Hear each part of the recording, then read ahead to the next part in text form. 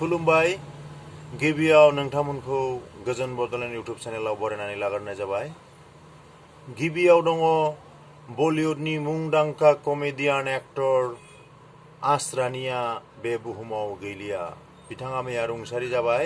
बिथांनि बैसोआ 84 बोसोर जाबायमोन आरो बिथाङा कमेडियान हिसाबै जोबोद मुंदांखामोन आरो बिथांनि फिल्मा शले जोबोद मुंदांखा आरो बेबायदिनो गोबां फिल्म मुंदांखा दङ।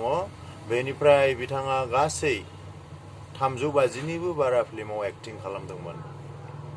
बेनिफ्राय इलेक्शन माने आसाम एसेम्बली इलेक्शननि समाया 5 दान दंबावो।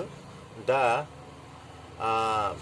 एनडिएआ गावसिनि एलायन्स लोगोफोरजों गोदानै मोजाङै सावरायफिनथ'वाखै, सावरायगोन बे खोथाखौ बुंदों। बिथांमोननि एलायन्सआथ' आसामाव एजिपि, इउपिपिएल आरो गोदानै दा बिपिएफआबो जाबाय। दा एजिपि आरो इउपिपिएलजों बिथांमोनहा गुदियै सावरायनांगौ दङ। एलायन्सखौथ' बिथांमोनहा लाफाखागोन, बिथांमोननि बुंनायाव बे बेरखाङो, खिन्थु समाया खोन्थागोन माबादि सावरायनाय जागोन। बेवहाय आरोबाव सिट राननायनि खोथा थायो, एसेम्बलि सिटनि बेबादि। दा बेखौ बिथांमोना डिसेम्बरसोआवनो सावरायगोन, मानोना बारा सम गैलाबो नालाय। बेनिफ्राय जुबिन गैयै आसामाव दीपावलिया निष्प्रान जादों, माने जेबो मोनसे आनन्द जानो हायाखै दिवालियाव आसामबासिया बयबो जुबिन गैयैनि बे दुखुआव।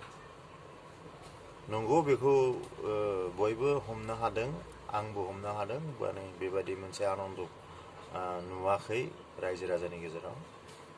बेनिफ्राय जिएसटिनि हारखौ भारत सरकारा खमायनानै होबाय।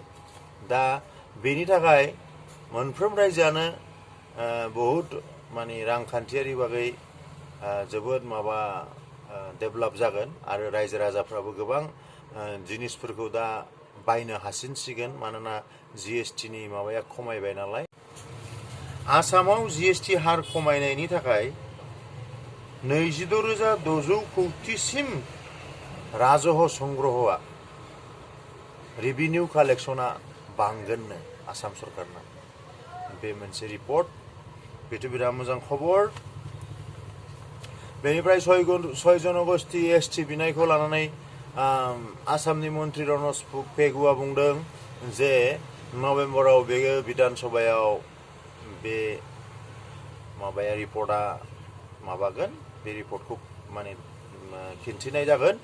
दा आसाम सरकारा बे बेलायाव बिराद संवेदनशील, माने बिराद माने गुरुत्व सहकारै लादों, मानोना बियो एथ' इजि नङा, क्रिटिकेल बियो। दा बेखायनो बे माबाखौ लानानै, बे मोनसे दाबिखौ लानानै बहुद माने सिन्था भाबना खालामनानैसो खामानिखौ मावगोन आरो जे रिपर्ट प्रतिवेदन जागोन बेखौ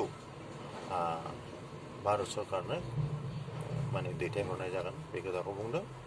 बेनिफ्राय दुखुनांथाव बाथ्रा, 13 बोसोरनि उन्दै हिन्जावसाया 1.5 मास गोमानानै दंमोन क'क्राझाराव। दा बे गथ'नि गोथै सह'खौ गावसिनि न' खाथिनि 150 मिटारसो गोजान न' खाथिनि हाग्राबारियाव मोननो हादोंनो। बिथाङा माने बे गथ'आ रुंसारि जानानै दङमोन, बे गथ'नि गोथै सह'खौ मोननो हादों। दा बेथ' जोबोद सोमोनांथाव, दुखुनांथाव बाथ्रा। दा बेखौ पुलिसनि तदन्तजोंसो मिन्थिसिगोन बियो बाहाय माब्रै माने थैनानै थाखो। बुहुमनि धोनिसिननि लिस्टआव एलन मास्कआ आरोबाव थाबावनो हाबाय। बिथांनि सम्पथिया दा $485 बिलियन। नैथियाव दं लेडि एलिसन, बिथांनि सम्पथिया जाहैबाय $355 बिलियन आरो थामथियाव दङ मेटानि मुरब्बी मार्क जुकारबार्ग, बिथांनि सम्पथिया जाहैबाय $261 बिलियन आरो एमेजननि जे मालिक जेफ बेजस, बिथांनि सम्पथिया जाहैबाय $243 बिलियन।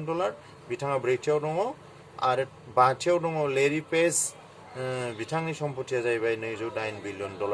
नोंथांमोनहा गोजोन बड'लेण्ड इउटुब चेनेलनि भिडिअफोरखौ मोजां मोनोबा साबस्क्राइब खालाम, शेयार खालाम, लाइक खालाम। एसेनोसै, गोजोन्थों।